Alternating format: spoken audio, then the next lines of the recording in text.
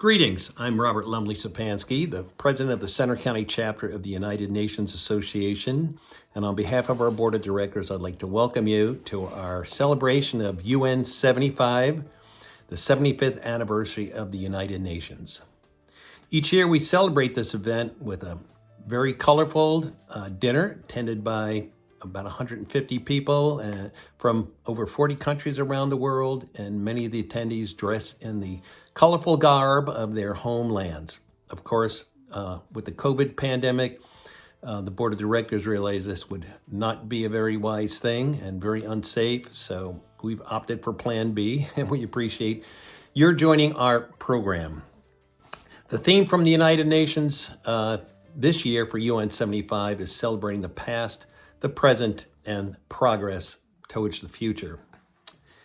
As far as celebrating the past, we had a recent board member named Bonnie Willie pass away not long ago, and in her memory we are dedicating this event to Bonnie. A current board member and one who served with Bonnie years ago, Norma Keller, has written this lovely dedication, and I'd like to read it right now. Bonnie Willie joined the Center County United Nations Association in 2005 after retiring from an extremely successful teaching career. Because of her devotion to the goals of the United Nations and her career as an educator, Bonnie was a perfect board member to take over the leadership of our Education Committee. With great energy, enthusiasm, and creativity, Bonnie led our chapter to do its most important work, teaching citizens of Center County about the vital role played by the United Nations and offer opportunities for citizen involvement.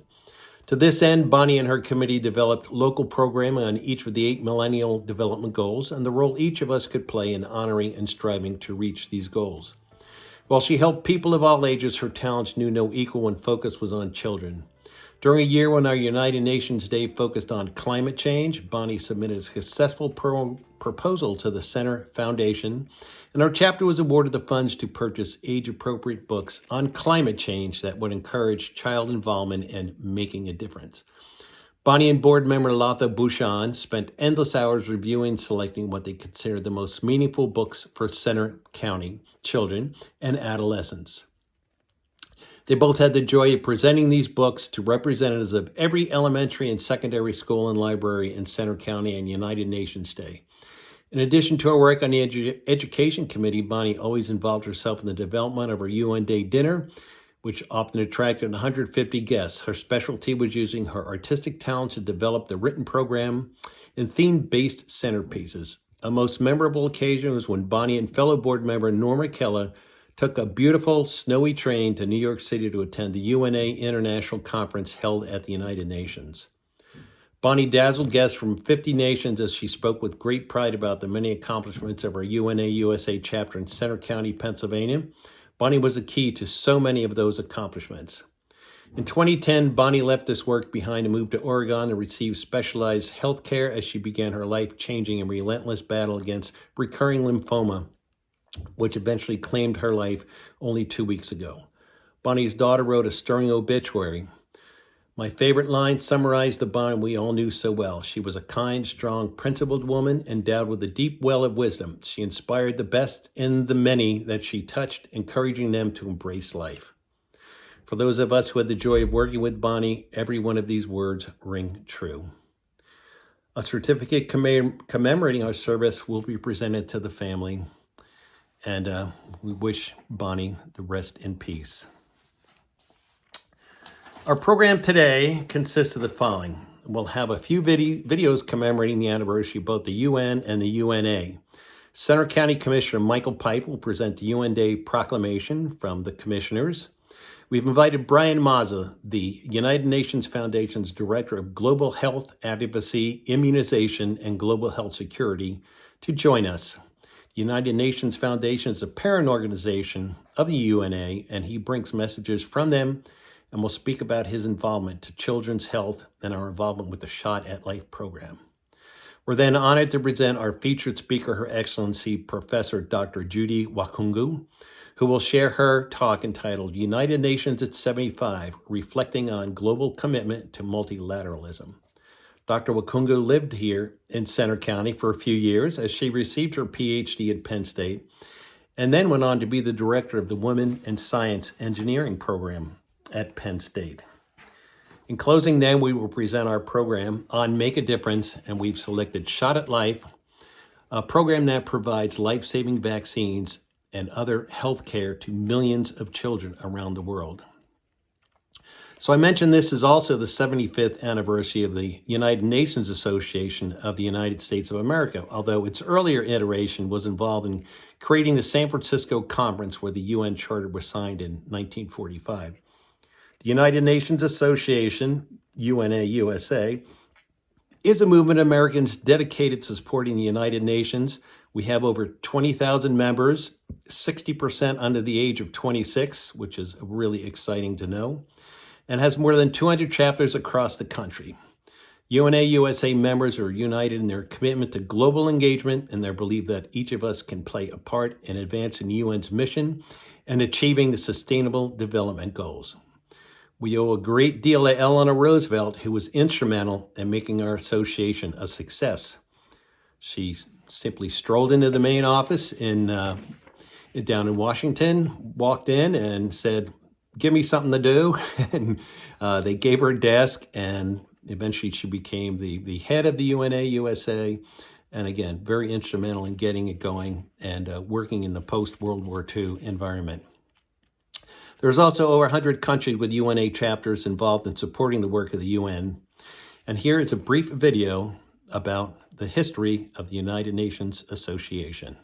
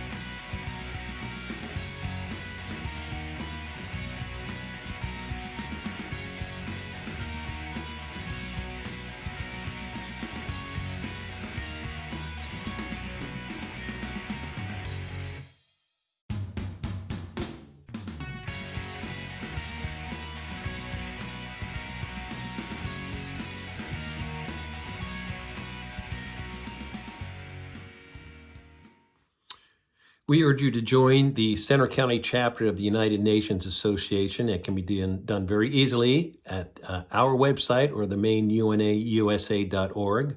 We will be putting that information up at the end of our program. Those under 25 can join free. It's called the Gen UN. And for seniors and those on a limited income, it's $25 a year. Half of that money comes back to our chapter to support our work locally. We've been very supportive of our local Model United Nations teams, including fundraising for the Bellefonte team to travel to an international competition in Toronto, Canada. And of course, we have our Make a Difference projects every year. We raised tens of thousands of dollars for a variety of much needed projects around the world. So again, we are the Center County, Pennsylvania chapter, and we'll put that contact information up at the very end. Next, we want to present a video from the United Nations itself, giving a brief history of their 75 years of accomplishments, with the most recent being that the World Food Program, a program run by the United Nations, was the recipient of the 2020 Nobel Peace Prize. The World Food Program has gotten food to over 93 million people in over 88 countries around the world, and we thank them for the work. Please watch this video from the United Nations. Ladies and gentlemen, we meet again in the quest for peace.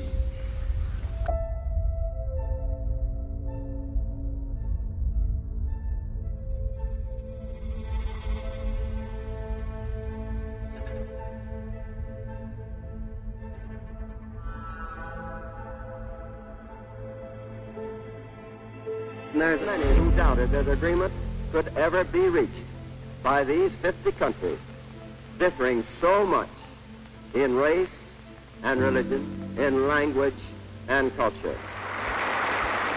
They even helped to carry the desks in. We stand today at the threshold of a great event, both in the life of the United Nations and in the life of mankind. This Universal Declaration of Human Rights may well become the international Magna Carta of all men everywhere. In order to eliminate the threat to the peace in Palestine, an armistice shall be established in all sectors. An armistice agreement has been entered into between the United Nations Command and the commanders of the communist forces in Korea. For the first time in the world's history, a permanent international body to deal exclusively with the problems of non-self-governing peoples. We will be even prouder when we can leave the Congo solely and fully in the good hands of its own people. Dag Hammarskjöld is dead, but the United Nations lives.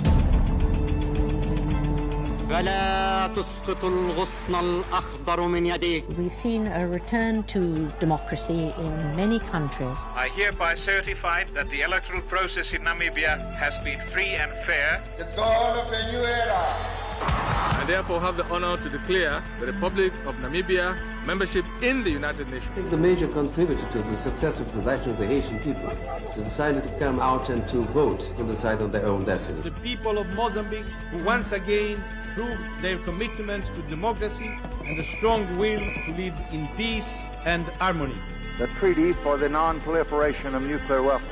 It is the most important international agreement in the field of disarmament since the nuclear age began. We should not confuse the signing of agreements with the solving of problems. Much work remains to be done, but the significant progress represents real successful diplomacy. United Nations peacekeeping forces received the Nobel Peace Prize for 1988.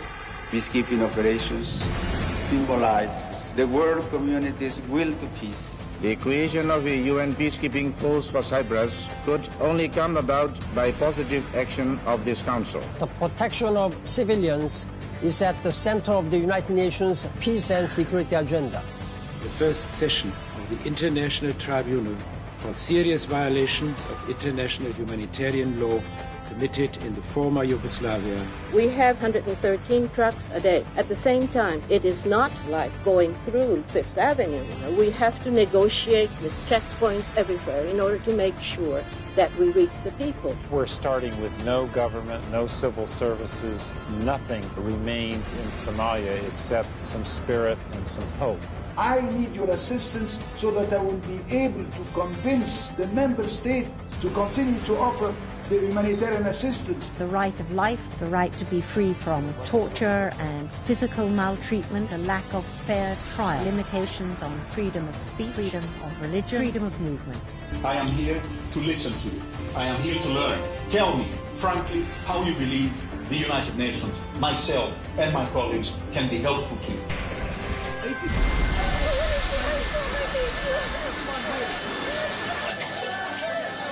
Minutes ago, an explosion ripped through a hotel in central Baghdad, the headquarters for the UN. The UN and the international community here have been simply stunned by what's happened. Officials are saying they believe it was a suicide attack. 100 people are wounded and 22 killed.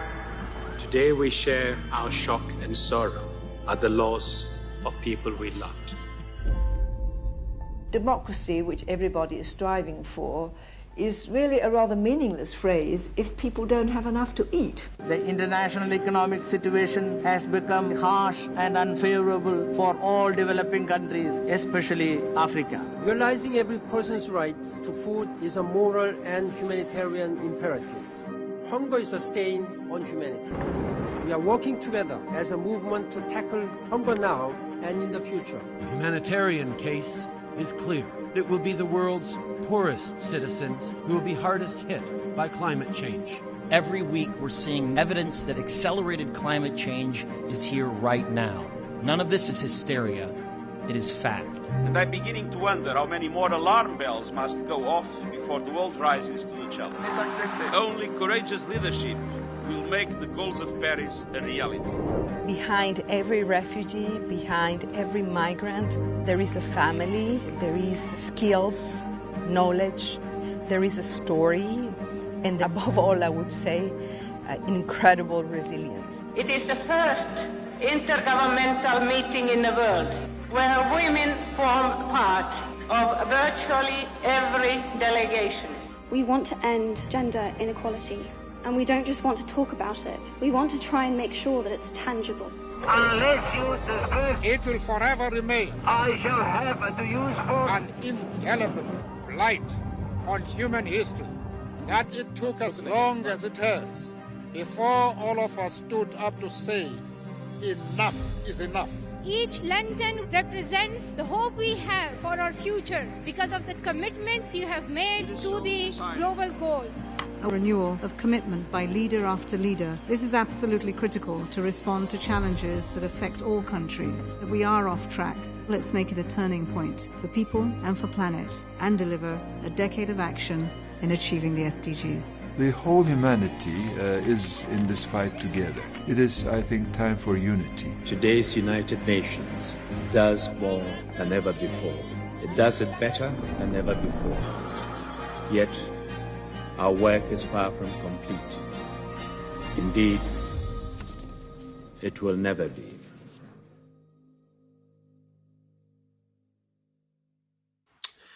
I would like next to present Center County Commissioner Michael Pipe. Michael has been a strong supporter of the United Nations Association. He's attended every one of our UN Day dinners since he was elected. And he would now like to read and present the proclamation from the Center County Commissioners in celebration of the 75th anniversary of the United Nations. Here's Michael Pipe. Hi, everybody. Center County Board of Commissioners Chair Michael Pipe with you, and I want to extend a congratulations to the Center County United Way Association for all of the incredible work that the organization has done in years past, and especially with everything that's happening with the pandemic. It's such a fantastic thing that you're putting on a celebration of the diverse and vibrant community we have here in Center County. The Board of Commissioners was very excited to proclaim, to do a proclamation, number 23 of 2020, to recognize the 75th anniversary in the establishment of the United Nations and all the work that happens with international cooperation, what that organization does, and for the great work that's done here locally by the United Nations Association of Center County. And so it is with great pleasure that the Center County Board of Commissioners again recognized through proclamation the 75th anniversary of the establishment of the United Nations. And we're very honored to be able to lift up and raise up the 2020 and beyond, shaping our future together, as this year's theme of commemoration. And we encourage not only people here in Center County, but people all over the world to join in the largest global conversation about their futures and the future we all want for our kids, grandkids, and our friends and family. So thank you very much for the opportunity to join you for a few minutes, and thank you. So we will, again, see you soon in the future. We hope that you are well. We hope that your families are well, your loved ones are well, and look forward to continuing to create and cultivate a vibrant community here in Center County that respects diversity, that respects our differences and celebrates them and encourages them. So it is with great pride, again, to resolve, and we have proclaimed the 75th anniversary and the celebration of the 75th anniversary of the Center County United Nations. So congratulations. Thank you for all the work that you do as part of this community. Be well, and we'll talk to you soon. Thank you. Thank you, Commissioner Pipe. We always appreciate your support of our chapter and the work of the United Nations. Next, I'd like to present Brian Massa. Brian Massa is the Director of Global Health Advocacy, Immunization, and Global Health Security for the United Nations Foundation. Brian joined the UNF in 2015. He serves as Director of Global Health Advocacy, where he oversees the government relations strategy for the Shot at Life campaign. He also leads the UNF's U.S. government advocacy strategy related to the global health security agenda. Prior to joining the foundation, Brian served for 5 years in the Health Policy Office of the Senate Committee on Health, Education, Labor, and Pensions, chaired by Senator Tom Harkin. His portfolio included global health, infectious disease, vaccine development, and biosecurity, all very important topics at this time. Brian received his bachelor's degree from Trinity University in San Antonio, Texas, with a year studying abroad at the London School of Economics. He earned his master's degree in global health security jointly through the American University School of International Service and the George Washington School of Public Health. His research focused on the implementation and evaluation of the international health regulations. I'm honored for us to be joined today by Brian Massa. Brian? Good afternoon, everyone, and thank you, Bob, for the introduction. As he said, my name is Brian Massa, and I work at the United Nations Foundation in Washington, D.C., serving as Global Health Advocacy Director with a focus on child immunization and global health security. In this role, I direct government relations for the Foundation's Shot at Life campaign, which your chapter has generously designated as the recipient of your Make a Difference project. Thank you for your generosity during this critical time in global health. I am honored to take part of this special event alongside Ambassador Wakhungu and County Commissioner Michael Pipe. Thank you, Bob, and the UNA USA Chapter Board for bringing us together virtually today. We are honored to be here to celebrate the 75th anniversary of the United Nations. Of course, this is not how we anticipated the world would be celebrating such a milestone, but I am inspired by the way advocates such as yourself have adapted under the circumstances of this new normal, finding ways to connect with one another to educate, inspire, and mobilize your community to support the UN's work. 2020 has brought unprecedented challenges that are currently impacting every person in the world. We are experiencing a shared urgency, not only to overcome a devastating global pandemic, but to rebuild a stronger foundation for global progress. It is only fitting that we look to the UN's history and celebrate its fundamental purpose today. The UN represents humanity's highest ideals and most ambitious goals. And yet it was born from our darkest days. 75 years ago, our world was devastated in the aftermath of World War II. From shared experience and suffering, we created a system that would defend us from our worst possible actions and equip future generations with global teamwork as a first line of defense. As many of you likely know, UNA USA was fundamental to the UN's inception. In fact, UNA USA members helped create and visualize the United Nations. That rich history with the UN is one of the many reasons we work to protect it, defend it, support it, and advocate for it. Former First Lady UNA USA Chairwoman and human rights trailblazer Eleanor Roosevelt said, "The world of the future is in our making. Tomorrow is now." The UNA USA community has always directed its mission by reconciling with the past, meeting the present moment with commitment to steer toward hope rather than fear, and creating progress by deciding what it looks like. Indeed, tomorrow is now.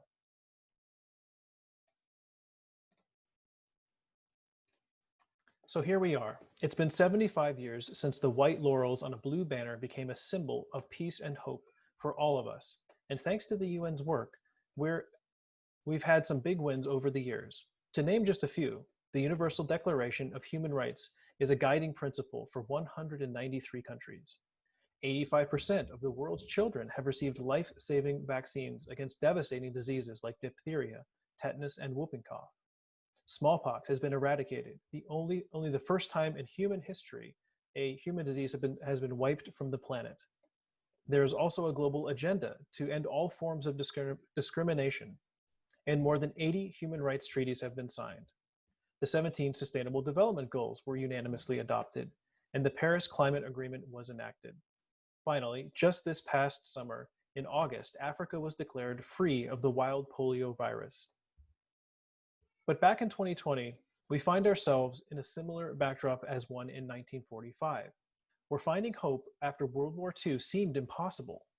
Right now, major challenges and unprecedented scale are clouding our forward vision. The COVID-19 pandemic has stopped the world in its tracks, changing our lives overnight.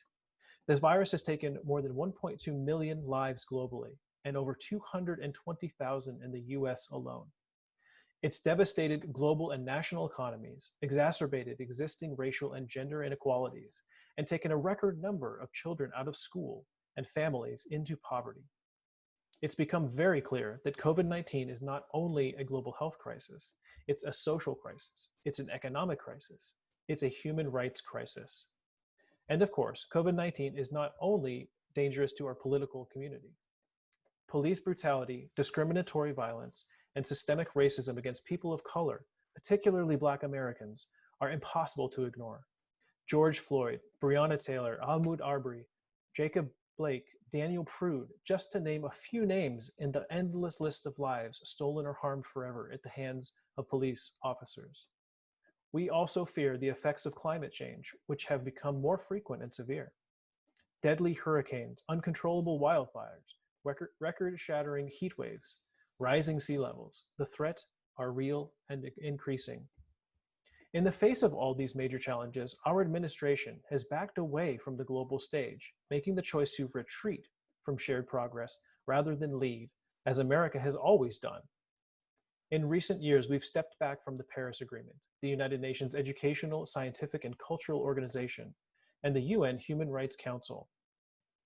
We've cut vital funding to the UN's work, ending contributions to the UN Population Fund, aid to Palestinian refugees, counterterrorism efforts, UN peacekeeping missions, and the Green Climate Funds, to name a few. The US is estimated to owe the United Nations more than $1 billion in unpaid dues. And most recently, in a dangerous, short-sighted decision, our nation moved to terminate our relationship with the World Health Organization in the middle of a pandemic. Let me take a moment to dive into that decision.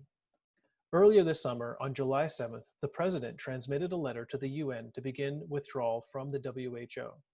The action sets in motion a one-year clock that would result in the US terminating its relationship with the WHO next July.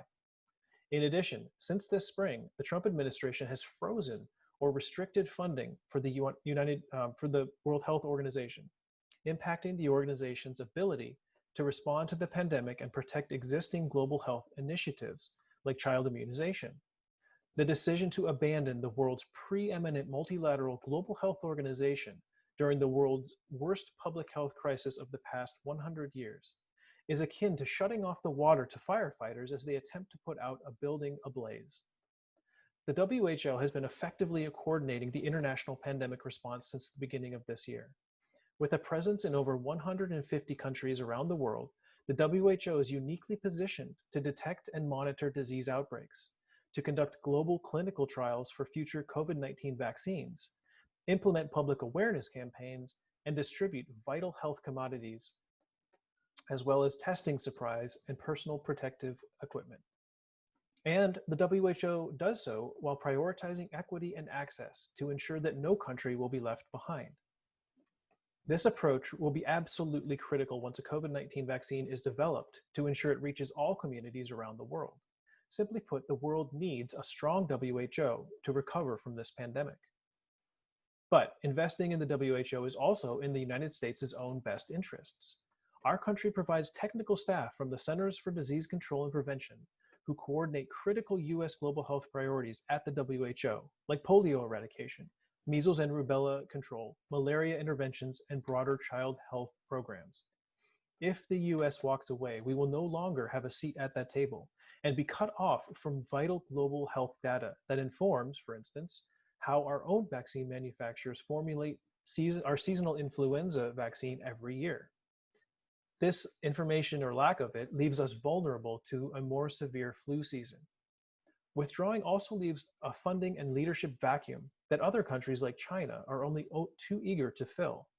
These decisions weaken the US global stature, but it also puts our citizens directly at risk. Now, the WHO is not a perfect organization, and we have already learned a great deal about the areas of pandemic preparedness and response that should be improved. But the WHO itself has repeatedly signaled it welcomes scrutiny of its response, and an empowered, independent, nonpartisan panel of global health experts has been created to systematically review the global response to COVID-19, and issue a report to the World Health Assembly next year. Simply put, regardless of the outcome of the upcoming election, convincing any next administration to rejoin the WHO is essential, and even a matter of life or death for US citizens and the global community. Now, it's easy to feel discouraged by the magnitude of the global challenges we face, and by the administration's actions to remove America from multilateral agreements. Many believe that America's hard-won leadership on the global stage is being undermined. But here's the silver lining. The UN was built for moments like this. As UNA USA advocates know, even a system built with the best intentions needs persistent voices behind it. When President Trump announced the US would withdraw from the WHO, UNA USA members like you took swift action, sending more than 10,000 letters to policy members in Congress to oppose this decision, educating your communities about WHO's crucial impact and raising money for the COVID-19 Response Fund to support WHO. And this certainly isn't the only time in recent months the UNA USA members have turned the UN's guiding principles into local action. Recently, Americans of all ages and races have been raising their voices to leaders at every level, from our city councils to the White House, to demand justice and declare that Black Lives Matter. Thousands of you have shown up for this effort, educating yourselves, communities, engaging in civil action, and sending thousands of letters to your members of Congress to support initiatives for lasting change. This year, your human rights advocacy didn't stop with letters to Congress. Hundreds of UNA USA members and advocates showed up to participate in the important UN process to hold the US accountable for protecting human rights. In November, the United States will undergo a universal periodic review of its domestic human rights record at the UN Human Rights Council. In preparation for this review, UNA USA campus and community chapters hosted local consultations to provide recommendations for how the US can do better. You submitted 11 reports to the UN Human Rights Council, which examined issues like gun violence, criminal justice reform, election integrity, gender discrimination, and immigrant rights at the community level. These are only some of the ways which UNA USA members are supporting the UN's goals and carrying out its work here on our own soil, even when federal leadership is falling short. So we've revisited the past and we've discussed the present. Now, instead of visualizing, let's instead visualize the future. But because that word feels distant, I want to think about the role in defining progress, so that we know not only what it looks like, but what it will take to push it forward. How do we create and implement a vision for progress? Earlier this year, in preparation for the UN 75 celebration, Secretary General Antonio Guterres called for the world's largest conversation on creating the future we want. UNA USA took the responsibility of bringing American perspectives to the table, holding virtual consultations with citizens from all 50 states, Washington, D.C., and Puerto Rico to join the world in formulating a productive vision for the future. Combining the feedback of more than 80 consultations, UNA USA learned that 77% of Americans expect a worse world based on current trends. At first glance, this figure is discouraging, but all we have to do is look to the past and recognize a familiar pattern. Collective concern for our future is exactly what propelled the creation of the UN back in 1945. The truth is, if many current trends in our nation and our world continue, the world will likely worsen in many ways. At the same time, progressive action born from shared urgency are strengthening global efforts for change. For instance, people from across our country and our world are standing up to end racism. From our efforts to physically distance from one another during the pandemic, we formed new ways of connecting with technology that are bound to stick with us and expand the boundaries of our communities far into the future. We see more Americans, companies, organizations, and governments taking action to combat climate change. And although there is no way to paint a positive picture for the millions of Americans whose income or education has been affected by the current state of the world, we can only continue to advocate for a more inclusive, sustainable job economy and a more accessible and inclusive educational option for everyone everywhere. The input from UNA USA's consultation process is helping the UN build a better world right now. Americans identify that individuals, governments, Organizations and the United Nations all have a critical role to play in building the future we want. Progress must be defined with the future in mind. We press for change now so that future generations have a foundation to build on. As we near the end of 2020, we pledge to embark on a decade of action to achieve the Sustainable Development Goals in time for their 2030 deadline. The only direction to go is the one that points towards progress. We all have a stake in our future, so I implore you to connect with a goal of your own to continue building this momentum to 2030. Reflect on what you can do or continue to do to be a champion for the SDGs in your community. Lean into this network of people who provide you both support and accountability, because continuing this dialogue and engaging with others is the key towards success. Progress will be realized when Black Americans feel safe and respected, when we save succeeding generations from the effects of climate change, when human rights are guaranteed for every person no matter where they live, how they worship, who they look like, or who they love, and when we can reestablish our nation's leadership on a world stage, working alongside fellow member states to prepare coordinated responses to future health crises. And in another 25 years, when the UN turns 100, we will surely need new, evolved definitions of progress. But the foundation will be stronger, and the UN will support humankind's never-ending pursuit to a better world.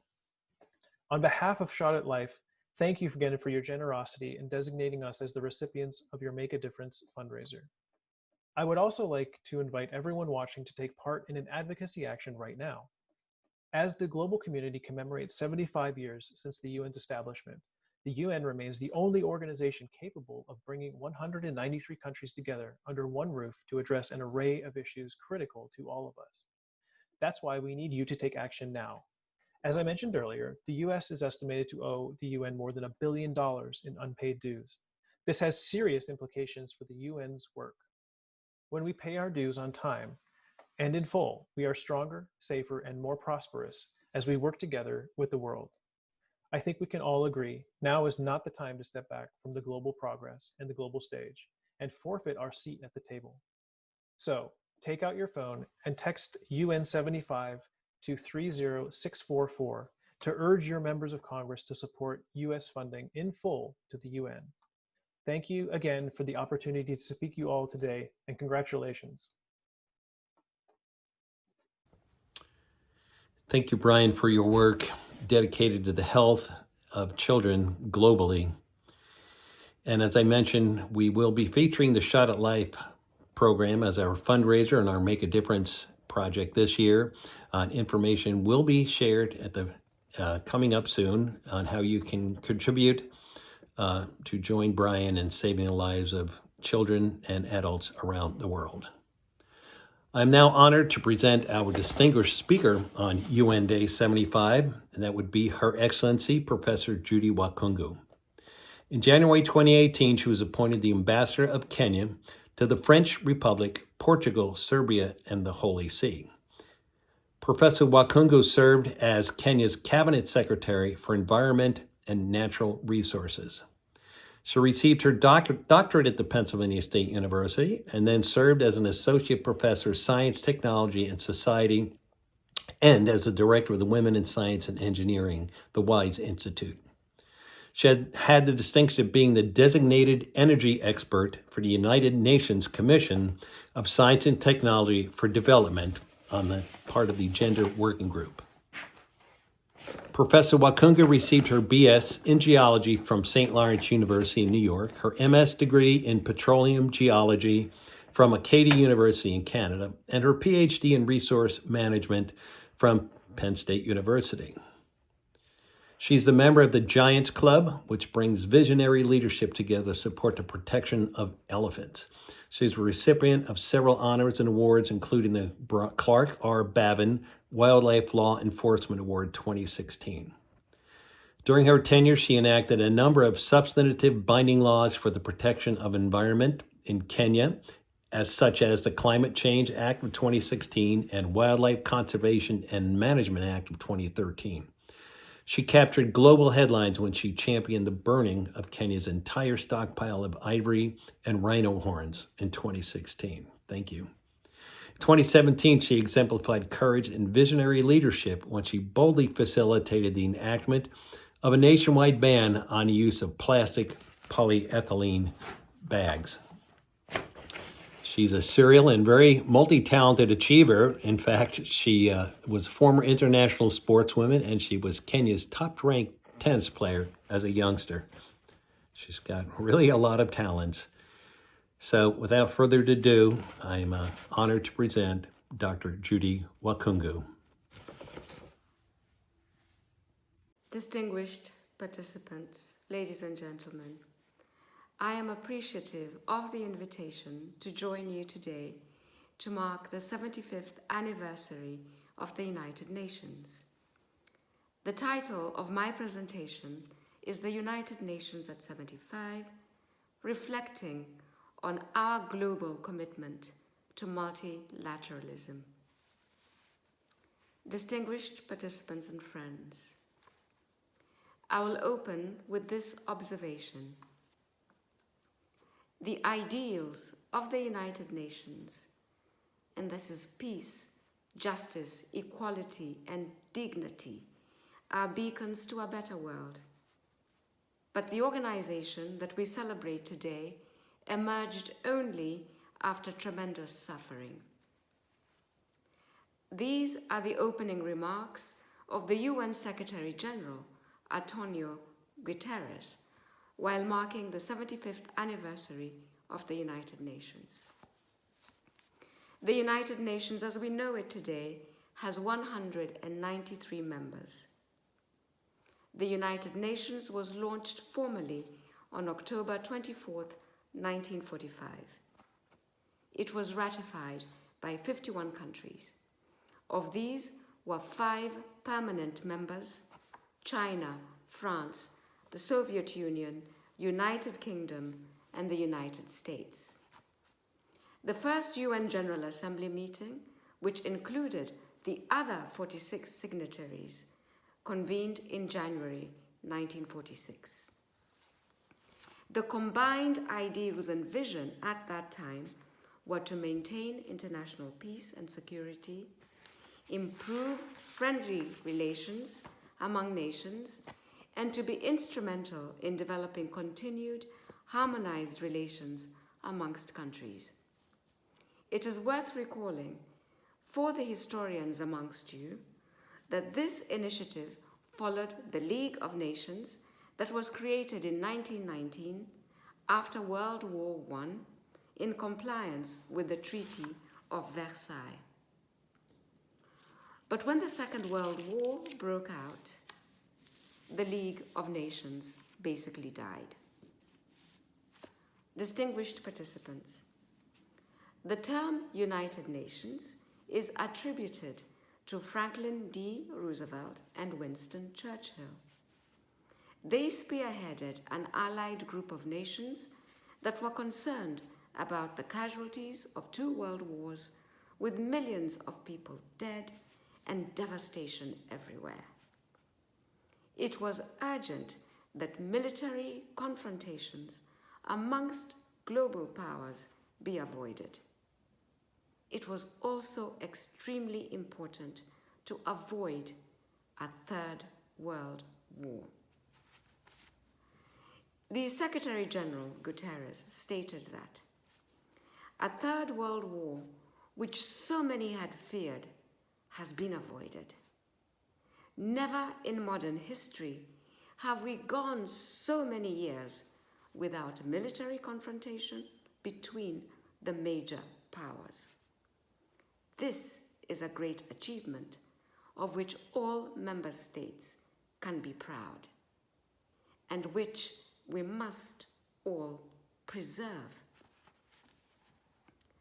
The founders of the United Nations resolved to commit to the elimination of nuclear weapons. The founders also paved the way for creating many other organizations for the greater good and prosperity of all members. The UN created the World Health Organization to eradicate communicable diseases.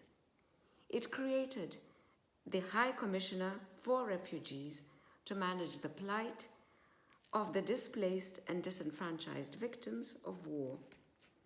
It created the United Nations Environment Programme. It created the United Nations Women. It created UNESCO. It created the United Nations Criminal Court and many other institutions of which all of you are familiar. Secretary General Guterres went further to cite other historic accomplishments of the United Nations. This included the UN's role in peace, treaties, and peacekeeping, the leadership of the UN in decolonization, human rights standards, and the mechanisms to uphold them. He also mentioned the triumph over apartheid, the life-saving humanitarian aid for millions of victims of conflict and disaster. He mentioned the eradication of diseases, the steady reduction of hunger, the progressive development of international law, and landmark agreements to protect the environment. Concerning the latter, he singled out the Sustainable Development Goals and the Paris Agreement for Climate Change. Distinguished participants, allow me to beg your indulgence to use the issue of climate change to consider another perspective on the UN 75th meeting of the General Assembly. And this is that of His Holiness, Pope Francis. The Holy Father took this opportunity to reflect on his address of the 70th meeting of the General Assembly, touching on the issues of Sustainable Development Goals and the Paris Agreement on climate change. He remembered the exuberation and hope at that time, but noted sadly, 5 years later, and although there was some progress, the international community has shown itself as largely incapable of honoring the promises of 5 years ago. The Holy Father wondered whether the United Nations was perhaps falling into a declarationist nominalism, and urged the UN to ensure that institutions were effective in delivering on their promised mandates. Concerning declarationist nominalism, Secretary General Guterres stated that 25 years since the Beijing Platform of Action, gender inequality remains the greatest single challenge to human rights around the world. This is so far removed from the aspirations of all those who assembled with purpose and vision in Beijing 25 years ago. As you all know, women still face many obstacles in accessing equal opportunities in most spheres of life. Violence and other forms of harmful practices remain a reality for many women. Women are more at risk of being disenfranchised than men. This is a fact. Compared to men, women are less represented in the labor force, and they also hold the less desirable jobs. Moreover, women devote more time than men on unpaid care and domestic work. Advances in legal reforms are helping women and men reconcile work and family life. But we still have a very long way to go to achieve gender parity. Unfortunately, the COVID-19 pandemic has exacerbated these disparities, further threatening the strides that have been achieved. The COVID-19 pandemic has resulted in a global health crisis. The socio-economic impacts are so severe that we are still on high alert to understand the magnitude. Sadly, at this critical juncture, support for global cooperation is being tested. There are many questions to probe. For example, how are we going to regroup and to recover in the spirit of multilateralism? This pandemic reminds us that we are one community living in the only home we have. Our home is planet Earth, where all perceived boundaries are socially constructed and therefore arbitrary. In fact, for those who ever doubted, we are now acutely aware that we are all interconnected. One isolated action anywhere in the world that crosses biodiversity conservation tenets can and does affect all of us. We are one. Distinguished participants and friends, probing further and perhaps more deeply, are we going to come out of this pandemic with the fortitude of cooperation and a willingness of supporting one another? Or are we going to delve further into isolation under the cloud of distrust and blaming? How we respond will determine our future, and to use the United Nations verbiage, it will determine the future we want. The future we want for the next decade, according to the 75th anniversary of the UN General Assembly resolution, includes promoting peace, protecting the earth and environment, gender equality, women empowerment, sustainable financing, and also digital cooperation. Ladies and gentlemen, allow me to be very direct. The United Nations is commemorating its 75th anniversary when the world is in turmoil. Geopolitical differences are escalating. Hatred is widespread. Our ability to manage refugees and internally displaced people is being challenged, even as we speak. We are also threatened by nuclear weapons.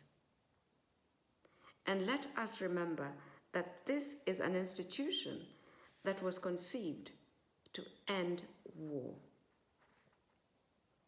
Our human rights and gender equality are being questioned. And this is 25 years after the Beijing platform. Extreme poverty and the plight of the disenfranchised is also rising.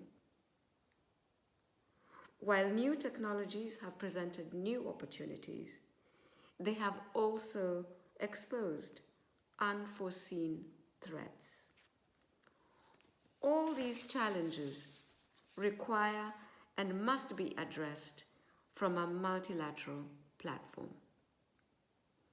But sadly, we are facing this when there is a dearth of multilateral solutions. Ladies and gentlemen, these multilateral solutions must respond to a myriad of perspectives. For example, the African Union reiterated at the 75th anniversary that the UN Security Council must be reformed in order to be more inclusive, more fair, and more democratic. On the other hand, the European Union declared its support for the UN by stating that the European Union shall continue working hand in hand with the UN for purposes of peace, dialogue, and cooperation. The European Union reiterated its support for promoting human rights, the rule of law, sustainable development, and fighting climate change.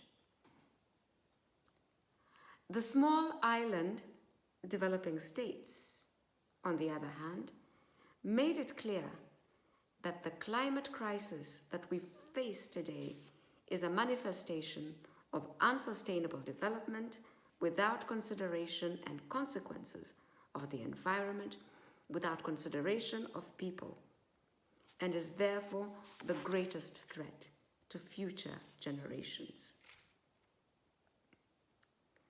These are all truths that we must value and respect. Indeed, the United Nations has always upheld the virtue of national sovereignty, as the desire for our world government, as you know, is just not tangible. But we all live on planet Earth, and we are all interconnected. The United Nations must therefore continue to foster cooperation based on common values, based on common and shared responsibilities. Distinguished participants, shared responsibilities can be best exemplified by referring to the issue of climate change and the environment in general. As you all know, we are in the throes of a climate crisis. This year, we have recorded the highest temperatures ever. Glaciers in the Arctic are melting at unprecedented levels. Plastic pollution has been identified in the Antarctic. Erratic weather events, ranging from extreme flooding to severe droughts, have now become the new normal. Wildfires are being experienced from the west coast of the United States to Australia. This is also the worst hurricane season ever recorded in the Atlantic. Further, our biodiversity has collapsed. The carnage is everywhere. I need not remind you that 1 million species are in danger of extinction, even as we speak. When we destroy biodiversity, we destroy and decimate the protection systems that support human life. I fear that if we don't act decisively now, we may run out of time to save planet Earth and to make it habitable for future generations. Distinguished participants, as I conclude, the multilateral challenges we face are enormous. We must counter these challenges with multilateral solutions, even when some powerful countries are pursuing unilateralism. And you know the powerful countries I'm talking about, those that are pursuing unilateralism. It is crucial that international financial institutions, trading blocs, and regional bodies to reinvigorate their collegiality. We must reinvigorate our collegiality. And let us not forget that multilateralism must also include voices from the youth and also voices from the civil society. Ladies and gentlemen, 70 years ago today, in fact, it's precisely 75 years ago today, the world came together under the umbrella of the United Nations. Countries did so in the spirit of mutually beneficial cooperation for a peaceful world, for a more equitable world, and for a world that respects human rights and a healthier planet. While there has been some progress, this progress has been clearly uneven. The UN Secretary General Guterres concluded the 75th anniversary by stating that we are facing our 1945 moment. We must meet that moment. We must show unity like never before to overcome today's emergencies. We must get the world moving, working, and prospering together again. Distinguished participants, let us together continue making our contribution to a more equitable world. Multilateralism can no longer be taken for granted. I thank you all. Thank you, Dr. Wakhungu, not only for joining us today, for your wonderful comments on UN Day 75, but also for your years of service in protecting our environment and being a champion for women's role in both government and in science and technology. You've truly been a champion in those realms, and we thank you once again. Now it's time to talk about our Make a Difference project. As I said earlier, each year we do run a fundraising project. Over the years, some of the projects we've done have been Shelter Box, providing emergency shelters when there's been disasters, both human caused and natural caused. Solar Box cookers, water purification, water carrier systems. Kiva, which is a program that gives loans to women entrepreneurs around the world, and they pay that back, and then we've been able to reinvest in other requests. Empowering Orphans, Neha Gupta, Penn State student, program that helped children in orphanages in India and now moving also into the United States. The South Sudan and Juba to Children's Center, both an orphanage and a school for children really at risk. The Hunger Stopwatch and such projects as tree planting and landmine clearing. So this year, we are moving to the Shot at Life program, as Brian spoke about earlier, and we'll put up a couple slides now and tell you how we can get involved. Thank you. As shared by Brian Mazza earlier, we really are at a crucial time for vaccinations in light of the COVID outbreak. It's estimated that 70 to 80% of vaccinations have not been able to get to where they were supposed to due to shutdown of shipment, etc.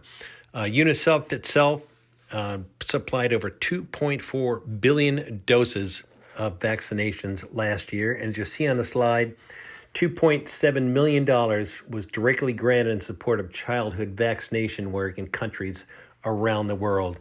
Beyond the money, we do need continued advocacy and letting Congress and the White House know that we need to continue to support the efforts of the United Nations and the World Health Organization. And you see some of the information at the bottom of that slide. The second slide tells you what we're hoping for. You see that $25 will protect one child against measles, polio, diarrhea diseases, and pneumonia for their life. There's a link there to go directly to our webpage. And at the end, the next slide's coming up, you'll get the website link for our website, and that'll take you directly to our Make a Difference project. So again, we're asking you to please help protect the lives of children around the world.